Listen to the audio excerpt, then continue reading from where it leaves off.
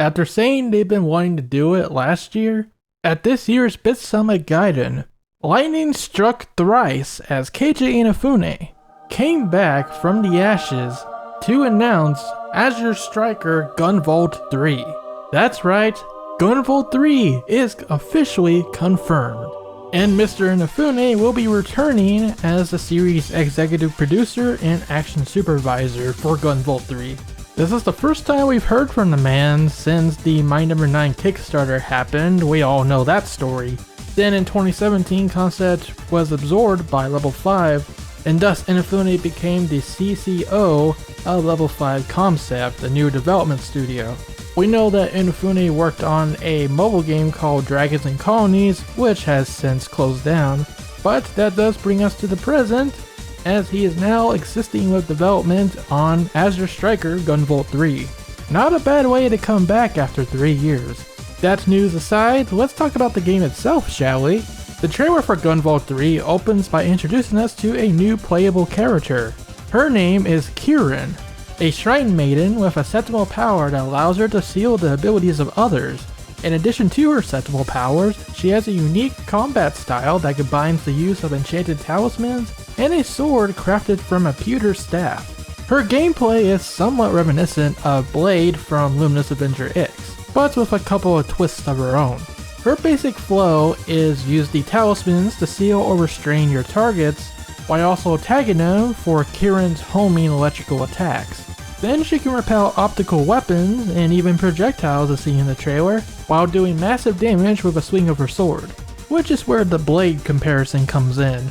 I did say I would love to see Blade be playable in future Luminous Avenger X sequels, and Kirin seems to be close enough to fulfilling that dream, so overall she looks like a lot of fun to play. But hey, you can't have a Gunvolt game without GV himself, who is next to be shown in the trailer sporting a brand new outfit. This time, GV's outfit features none other than the Sumeragi logo on his back. Well, that's interesting. Fun fact, in the pre-planning stage of Gunvolt 2, Anticrates did originally intend Gunvolt to be a villain working for Sumeragi.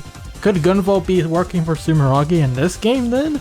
By the way, it looks like Kirin is also working for Sumeragi since her health bar also features the Sumeragi logo. So if GV is working for Sumeragi this time around, who is the enemy? Well, we may be able to identify who that is if we take a look at the mech boss in the trailer. On the wheel towards the back of the boss, you may notice the symbol looks somewhat like Quill's logo. Quill was the organization that Gunvolt originally worked for in Gunvolt 1, at least before he quit the organization after rescuing Jewel and finding out that Quill wanted to kill her.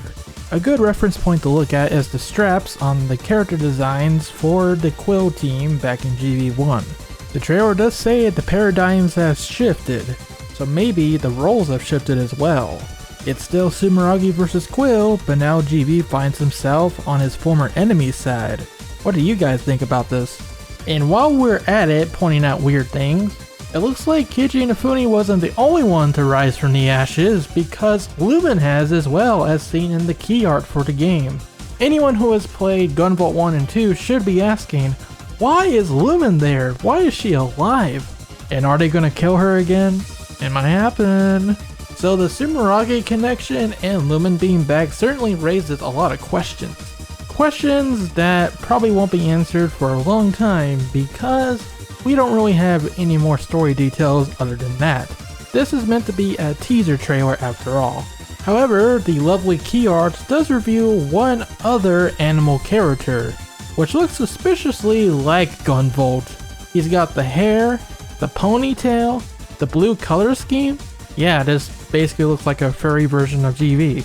Is GV going to transform into an animal in this game, kind of like Zelda Twilight Princess? Or is the resemblances just a coincidence? Honestly, when I saw this character, my mind went straight to Cobalion from Pokemon. I mean, it does look like a Pokemon, don't you think? Maybe the animal form, Kirin and Lumen play a lot into the reason why GV decided to help out Sumeragi, whoever they're up to in this game.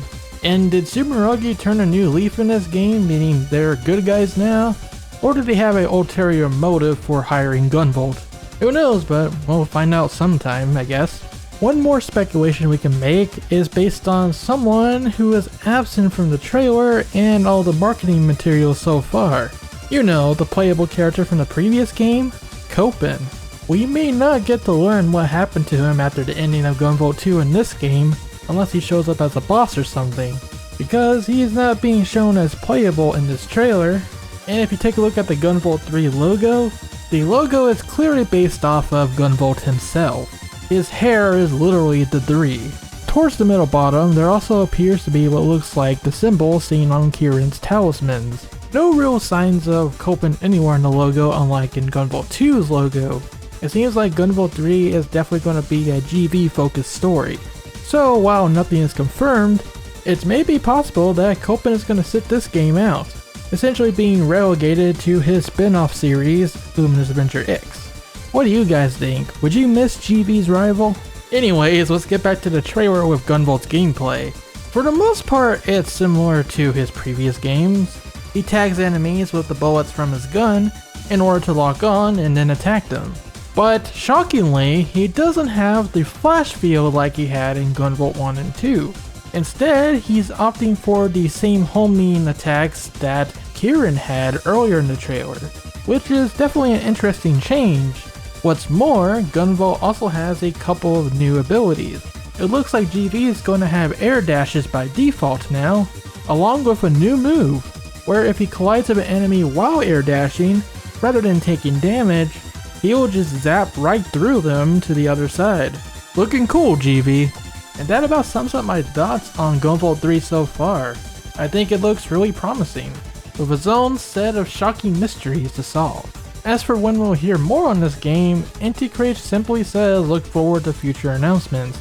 I think we could be looking at another Luminous Adventure X situation here. With that game, at the BitSummit where it was initially announced, we only got a small teaser trailer, similar to the one we have with Gunvolt 3, and then the following year, at the next BitSummit, that's when they blew out the game, gave us the release date, and all the other information we needed to know. I think we could see a similar thing here with Gunvolt 3, since they did say that it's still in early development, they're still working on it. And you can sort of tell it is in early development just by looking at Kieran's sprite. I think it does look unfinished. So I wouldn't be surprised if we don't see much more of this game until next year's BitSummit. But anything can happen, and I am certainly looking forward to more on Gunvolt 3. If you are too, stay tuned to ShadowRockZX for more on this game and everything Mega Man. That wraps it up for today's Gunvolt news roundup, so I want to thank you so much for watching. Until next time, rock on and have an electrifying day.